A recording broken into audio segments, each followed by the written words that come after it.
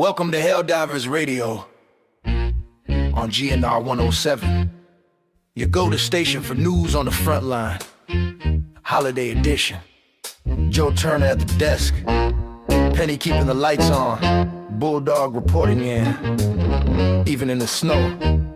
Wherever you are tonight, stay warm, stay sharp.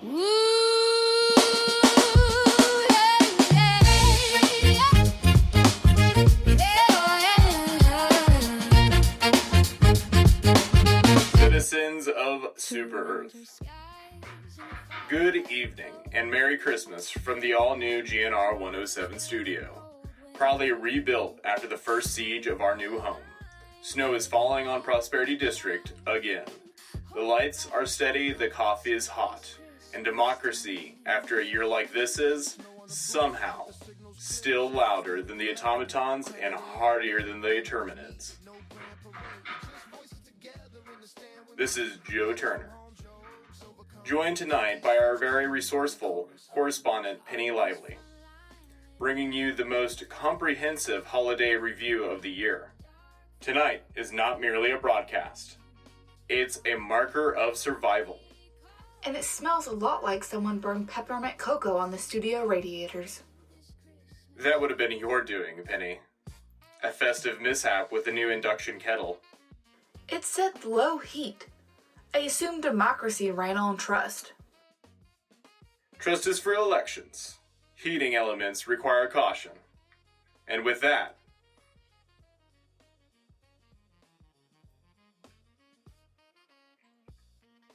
citizens, tonight we bring you the full year in review. From January through November, along with Christmas situation on the fronts, updates on the maximum security cities, breakthroughs in gloom-resistant polymers, DS upgrades, and the Hive World campaign, and congressional approval for a new, slicker, and compact data system for the fleets. We also have Bulldog, who will be jumping from system to system throughout this broadcast to provide us with the true scale of this war that still rages on all three fronts. He's already deployed on a frozen ridge, somewhere far from home. We'll cut to him shortly. But first, Penny, let's start by bringing citizens up to speed on why GNR-107 has been quieter the last few months. Quiet only in broadcast, Joe, not in construction.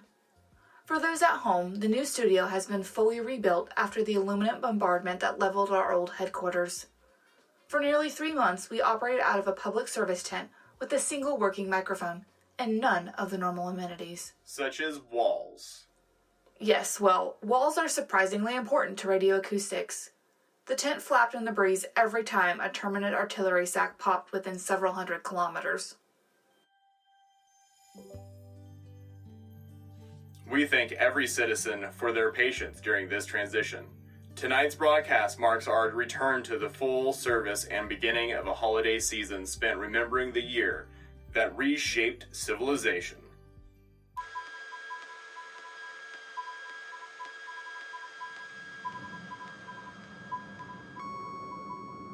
Evening, GNR. Bulldog reporting in. Just touched down on something the brass are calling a limited incursion zone. Snow's coming in sideways. Visibility's about 3 meters. The only Christmas lights out here are tracer rounds dressed in red and green. I'll keep this brief before the wind strips the enamel off my teeth. I'm moving to a secondary ridge overlooking what's left of an Automaton survey unit. By the smell of burnt coolant, I'd say the jet brigade's been through here recently. They've been spruced up since the spring. Faster engines, meaner thrusters, and enough firepower to ruin a holiday dinner. I'll report more once I get settled. For now, Merry Christmas from the cold side of Liberty.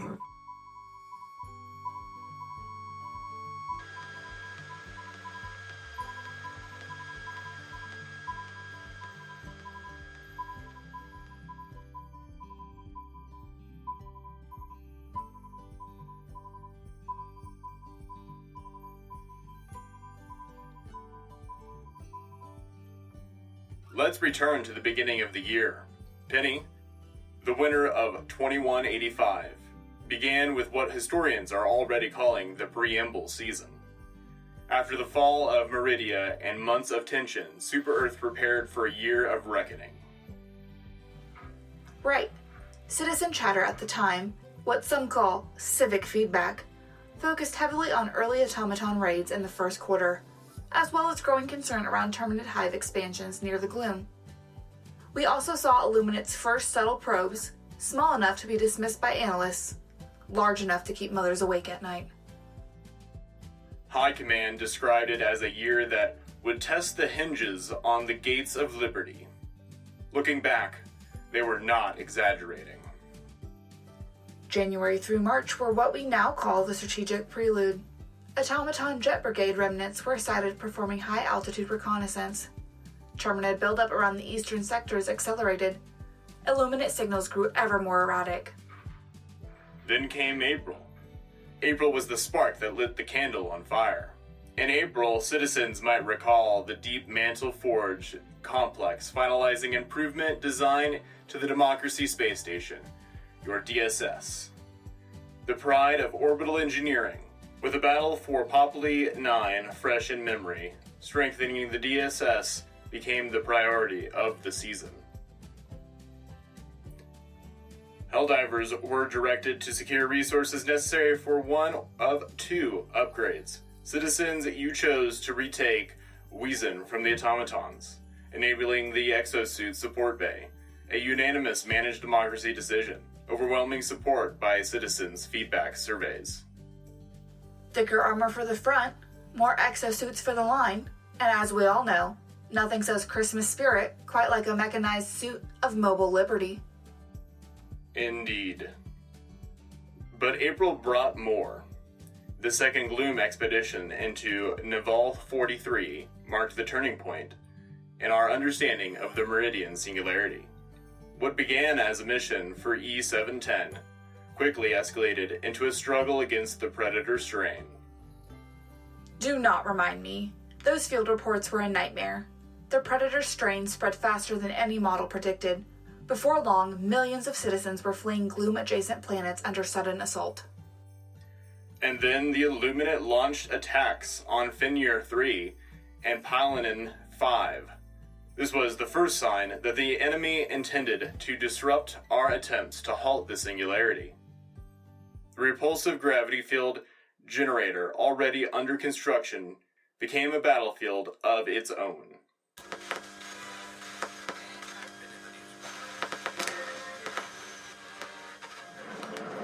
GNR, Bulldog again. I hopped a ride on a super destroyer shuttle. Warmest place I've been all week. Even smells like a holiday ham if you ignore the hydraulic fluid.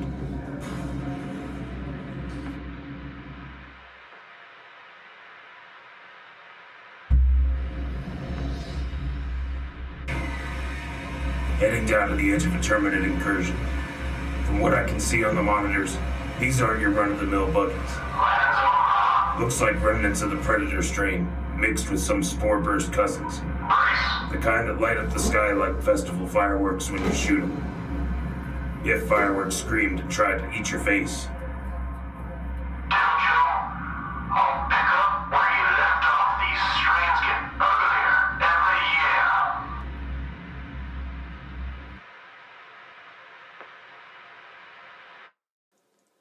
Before we move deeper into the mid-year conflicts, let's talk about the heart of Super Earth, the megacities. Citizens, this was the year our cities, jewels of civilization, fell, burned, and rose again. Prosperity City held, but several others did not. Right. In the early months, we still felt the scars of the first Automaton sieges and the Illuminate seasonal mischief. Though none had fallen this year, the cracks were forming. Infrastructure was strained. Orbital defenses stretched thin. Reinforcement budgets flickered like cheap lights strapped to a hell pod. It was only the calm before the storm. April, May, and June marked the escalation phase. By this point, Terminids were spreading at exponential rates, automatons had rebuilt their jet bridge, and the Illuminate were launching hit-and-run psychological operations. Let's go through them in order.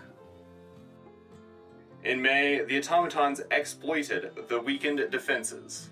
Their jet bridge and incendiary corps resurfaced. A synchronized assault saw them claim territory across sectors that had previously been stable. A legal note for citizens. Super Earth formally denounced this perfidious aggression, a phrase used only when bureaucrats are truly fed up. Simultaneously, the Terminids released the Predator strain on multiple worlds, and the gloom began to whisper signs of movement. Rumors of Illuminate ghost fleets started circulating. The confidence was shaken. In response to rising citizen anxiety, and we do phrase that as civic feedback, Super Earth authorized the construction of maximum security cities, fortified to withstand everything from Terminids to poor voting habits. The first three began construction mid-year: Fort Union, Ameria, and Fort Sanctuary. By June, their first families were already trickling in, grateful for the extensive facial recognition arrays, drone patrols, and personal defensive amenities. For those listening, yes, those cities are the ones featured in state service commercials this season.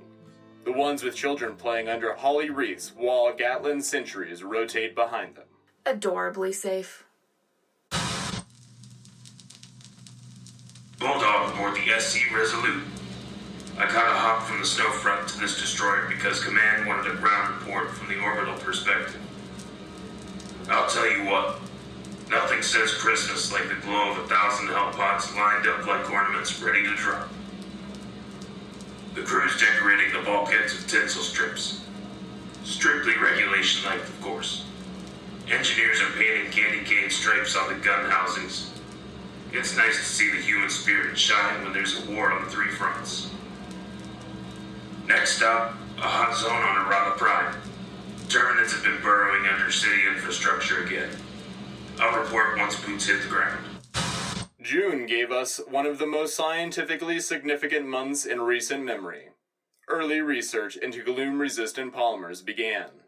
Scientists discovered Terminid exoskeletons. Proteins could disrupt spore cohesion when formulated into synthetic shielding. This was the precursor to the major breakthrough later in the year, but more on that in part 2. E710 harvesting expanded across several sectors. Earlier signs of the substance that would become E711, found later on the Hive World, began circulating in academic circles, disguised as high-value samples in public reports. Civic discussions regarding stratagem expansions reached new highs. Citizens wanted more airburst options, more exosuit availability, and quicker cooldowns.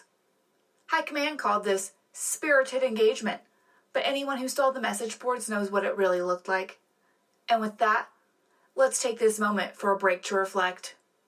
During the holiday season, the Ministry of Defense reminds you, if you're not spreading cheer, you're probably aiding the enemy. Helldivers, you've been officially evaluated and certified as the best. And nothing says you're the best like being issued more weapons. Introducing the Python Commandos Premium War Bond. Super Earth's gift to you because mandatory gifting boosts morale by 87%. Unwrap the M1000 Maxi gun, perfect for eliminating bugs, bots, and inconvenient mistletoe. Deploy the guard dog, hot dog, finally a flamethrower that follows you home for the holidays, and the CQC9 defoliation tool, because sometimes the Christmas tree isn't the only thing that needs trimming. And don't forget the AR-GAO-21-12, an assault rifle and grenade launcher in one. It's like a fruitcake, dense, powerful, and dangerous if dropped. Dress festive with the constrictor and best of prey armor sets. Sleeveless, stylish, and scientifically engineered. engineered to intimidate carolers. Python Commandos has arrived. Make your season bright and your enemies significantly less so. Happy holidays from the Ministry of Defense, where joy is mandatory, liberty is explosive, and you are the gift that keeps on giving.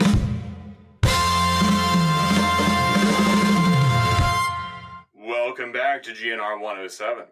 By July, the war entered its middle act. The Freedom to Serve Act passed, increasing Helldiver recruitment and mandating new training facilities, including the one on Zegama Paradise. Acquiring terminated specimens for live fire training was the highlight of that month. Citizens, if you haven't read the after-action reports, consider them tonight's holiday bedtime stories. Nothing warms the heart like young recruits accidentally tripping over an impaler during capture operations and learning valuable lessons about reflexive patriotism. And July delivered the first signs of what would become the darkest season. Rising Illuminate activity, consolidating Terminid mutations, and the Automaton opportunism. Plus, the reconstruction of Remembrance, or as it's now known, pending managed democratic designation, Gun. No city has ever carried such a succulent name with such proud implication. Bulldog on a ride of prime. I've landed. Holiday spirit here is sufficiently low. Terminids are surging through the old water channels. Looks like a predator strain cluster mixed with some burrowing rupture types. That's new. They didn't do that last Christmas. This whole block is half collapsed from underground movement. If they keep adapting like this, we'll need a new alphabet just to describe them. One down. Or half down. Hard to tell. I'll send another update soon. This quarter had battles worth remembering. And I'll get into that once the bugs stop interrupting me.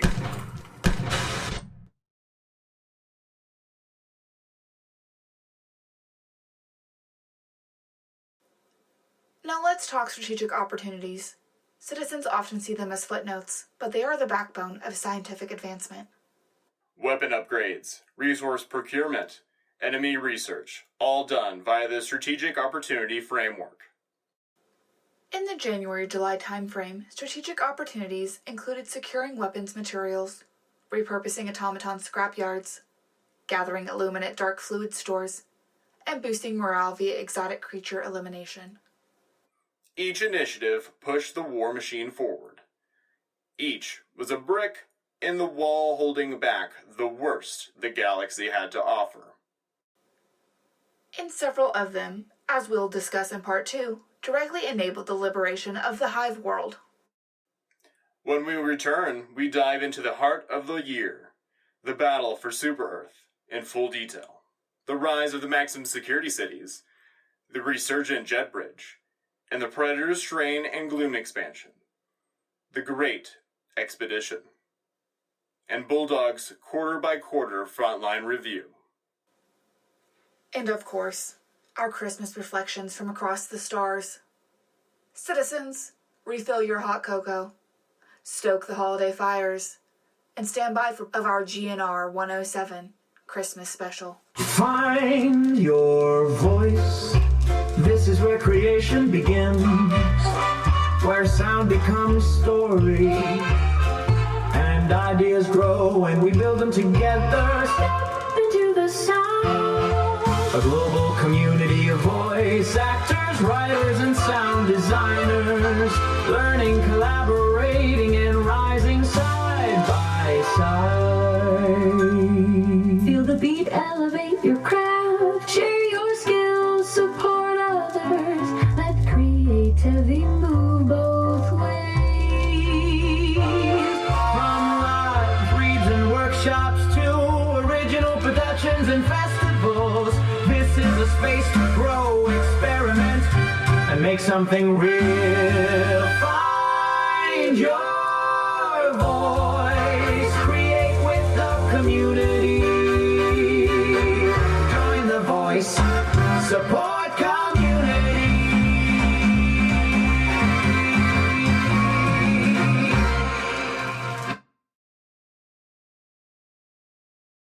Welcome back, citizens. You're listening to the Christmas Special, broadcasting live from our rebuilt studio on Super Earth. If you're just joining us, we've covered the early year conflicts, scientific breakthroughs, and the first harbingers of the year's great turning point. Now we step into the heart of the calendar, the season where the war bared its teeth. From the siege of Super Earth to the rise of maximum security cities, from the Jet Brigade's resurgence to the gloom pushing outward, this is where the year earned its scars. And speaking of scars, Bulldog is about to report from the ruins of an outpost hit earlier this fall. Let's cut to him before the frost eats his signal. Bulldog here. I'm standing in what used to be an Automaton interdiction tower. The place looks like a gingerbread house put together through a meat grinder. Wires hang like tinsel, metal's twisted from plasma fire. But you know what's still standing? A little plastic ornament someone tied to a railing. Says holiday cheer. Mandatory. Good stuff. Had a Jet Brigade sortie come through here a few hours back. They're faster than earlier in the year, and meaner.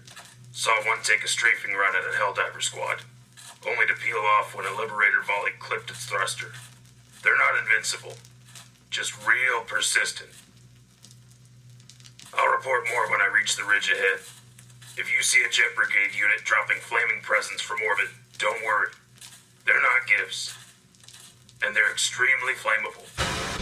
Citizens, let's move into the defining chapter of 2185, the battle for Super Earth.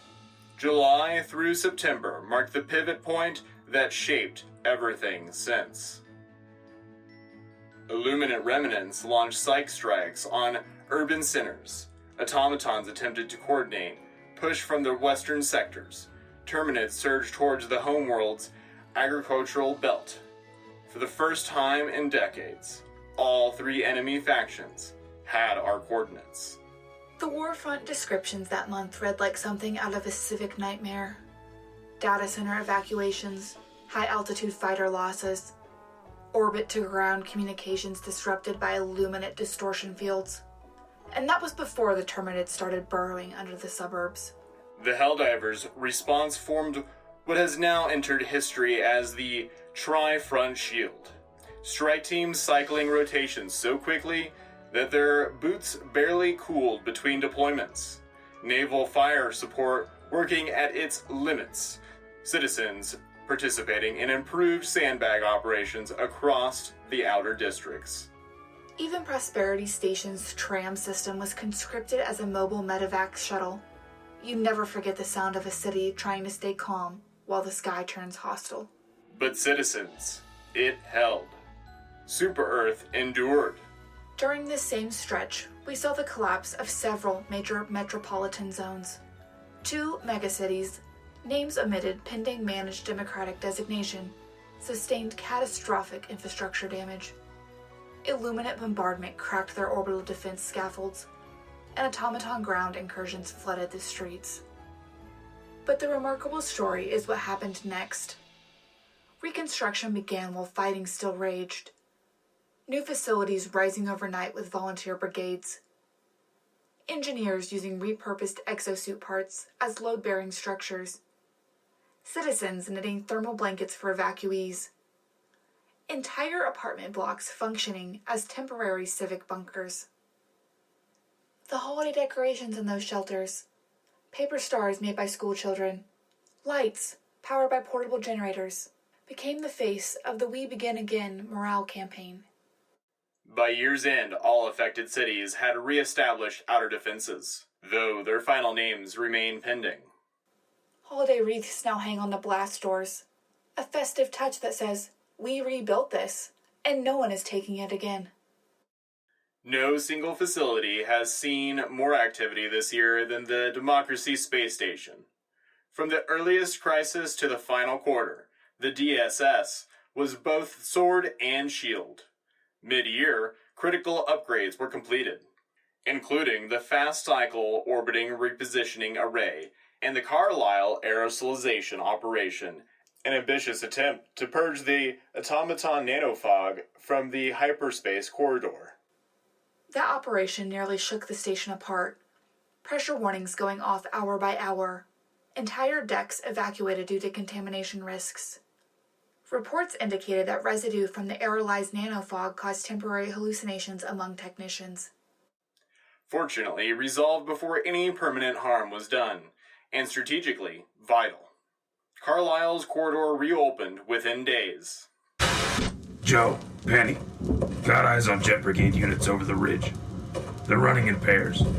Something new since spring. Patterns tighter. Thrusters burn from blue to white hot when they bank. Looks like mid-year enhancements the Automaton stole from the Deep Mantle Forge paid off for them. But Helldivers are adapting. Saw a squad take down a jet brigade with synchronized shoulder launchers. Clean shot, crisp timing. Didn't even break their holiday garland chains tied to their gear. Say what you will about managed democracy. Our soldiers have style. Now let's turn to the maximum security cities, one of the most consequential civic projects since planetary unification. Citizens demanded safety. Super Earth responded with fortresses. Constructed throughout the mid to late year, each MSC operates with automated drone sweeps, pressure-sealed housing modules, and continuous morale programming. They stand as proofs of concept for what urban life might look like in a civilization permanently bordering hostile species. The early residents report an exceptional level of security. Some say comfort, though that depends on one's relationship with compulsory daily patriotism broadcasts. This season, their internal districts are decorated with holly, lights, and ornamented blast shutters. Citizens often joke, nothing captures the holiday spirit like a wreath on a reinforced bunker door. As summer turned to autumn, the war entered what analysts call the tripartite phase. Terminids expanding, automatons pushing deep, Illuminate performing unpredictable space-time disruptions. It was chaos, Joe, but structured chaos. Helldiver deployments moved in rotating cycles to ensure no sector collapsed. Citizen morale fluctuated wildly, and strategic advisory bulletins were issued by the hour. It was during this period, Penny, that the Hive World campaign began. Bulldog reporting from the surface of Asham, or what passes for a surface. It's a mess of tunnels, vents, and holes big enough to swallow a destroyer if you're not watching your step. Citizens, this fight was unlike anything else this year. The Hive World campaign lasted weeks, maybe months depending on how you count days when the sun never rises. I watched Helldivers wade through spore clouds thick as wool. Predator strain packs hunting in patterns no book should have the brains to manage. And deeper inside, that's where we first found the spore burst and rupture strains in full force. That sound, rupture sac going off in a distant tunnel. They use pressure buildup to blast open new routes. Charming creatures, aren't they? By the time the Helldivers reached the royal chambers, hive structures taller than civic towers back home, the place was lit by bioluminescent sacs, dripping like inverted Christmas lights. And if that image doesn't ruin eggnog for you, I don't know what will. Ashawn fell because Helldivers refused to. That's the whole story. I'll save more for the year in review segment. Now, citizens, let's cover the scientific marvels that kept us alive this year. No breakthroughs are ever purely technical. Each represents thousands of minds working tirelessly under threat. The major tech rollouts include gloom-resistant polymers shielding against both spores and micropuncture toxins, atmospheric autoclave systems capable of sterilizing contaminated zones, enhanced exosuit armor plating for frontline units, the introduction of repulsive gravity field generator for singularity control. And though details remain classified, the research behind the potential E711 refinement discovered on the Hive World.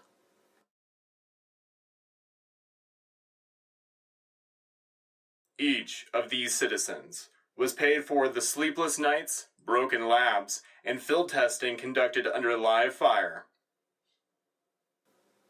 Science marches on, preferably with reinforced boots. Next, let's take a moment to acknowledge the expansions to our tactical arsenal. Stratagem developments this year included enhancements to anti-armor systems, artillery dispersal, and advanced drone delivery packages. Citizen feedback, framed properly as coordinated civic pressure, played a significant role in accelerating approvals. High Command refers to this dynamic process as guided enthusiasm. And the EGL-21 Grenadier Battlement, permanently authorized after its success against the Illuminant incursions, stands as a symbol of that cooperation between citizen voices and military engineering. As promised, here's the year. One highlight from each quarter, field perspective only. First quarter, Predator strain emergence. Worst surprise since my ex-wife brought a ripper pupper to the divorce hearing. Second quarter, Jet Brigade resurgence. They hit fast, broke harder, and Helldivers broke them harder still. Third quarter, Tripartite front. Everywhere you turned, something was exploding for a different reason. Fourth quarter, Hive World of Sean. The big one. The kind of fight that defines a generation. I'll give more detail during the Christmas toast. For now, signals fading as I move toward evac. As the year entered its final months, the gloom itself shifted. New ridges formed, new spores appeared, and tremors indicated subterranean mass movement. Outpost Alpha 1 of this year's Great Risk was constructed at the gloom's perimeter in hopes of establishing predictive observation posts.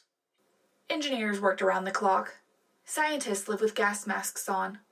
One researcher even decorated his entire lab with holiday lights, insisting it helped morale. High Command insisted he remove them after they interfered with equipment calibration. A tragic but necessary loss. We'll be right back after this short break. Welcome back. As the calendar turned to its final page, Super Earth stood battered, bled, but unbroken. The final quarter saw the consolidation of fortifications, the repulsion of automaton counterattacks, and the stabilization of the gloom-adjacent worlds. Citizens returned to routine, shops reopened, holiday decorations went up. Children practiced their winter pageant roles. For the first time in months, the sky over the capital looked clean. And that brings us to where we are tonight, broadcasting to every Bulldog corner here. of the galaxy, Last report for the celebrating night. a victory I found a not quiet of land, ridge. but of Snow's endurance. coming down steady. The battlefield's glowing faint orange under scattered fires. Never thought I'd call this peaceful, but after the year we've had, it is. So let's wrap up this year the only way a field correspondent knows how. Quarter by quarter, operation by operation, and with the truth as clear as a frostbitten sunrise. January. We learned the enemy wasn't sleeping. Jetpacks hummed in the dark. Bugs dug deeper. Illuminant played with space-time like it was a party trick. April. Everything caught fire. DSS upgrades. Predator strain. First big incursion. Every front went hot. Summer. Tripartite war. No rest. No breath. One fight bleeding into the next. Lost cities. Rebuilt them. Lost them again. Took them back. Autumn. Hive World of Sean. The worst place I've ever been. And the bravest work I've ever seen. So here's my Christmas toast. GNR and all you Helldivers listening out there. May your stratagems land true. May your armor hold fast. May Commander Squad Watcher 6. And to the enemies of Super Earth, we're still here. We're not done, and we've got presence of our own. This was Bulldog, signing off. Merry Christmas, and Happy Holidays, citizens. To Super Earth and all who are listening, from all of us here at GNR-107, we wish you warmth, unity, resilience, and a safe holiday season. Tonight, we've heard our year laid bare, the battles, the breakthroughs, the cities that fell and rose again, the spirit that sustained us. From the news studio to every colony, ship, and outpost listening, may your homes be peaceful, your families together, and your cocoa properly heated. We'll continue to bring you updates. For now, stay vigilant, stay warm, and stay proud. This was Penny Lively signing off. Merry Christmas and Happy Holidays, citizens. And I'm Joe Turner. This was GNR-107, signing off. From all of us here at Helldivers Radio on GNR-107, thank you for standing with us on the front line this season. Whether you're listening planetside or far from home, you're part of this fight and you're not alone. Stay safe, stay warm. We'll see you on the next broadcast. Through winter stars and silent skies, we carry hope where the signal flies. Hold the line, the night won't last. We march together, present and past. Lights in the dark, voices align across the stars and frozen lines. This is our watch, this is our time. Helldivers standing, Christmas time.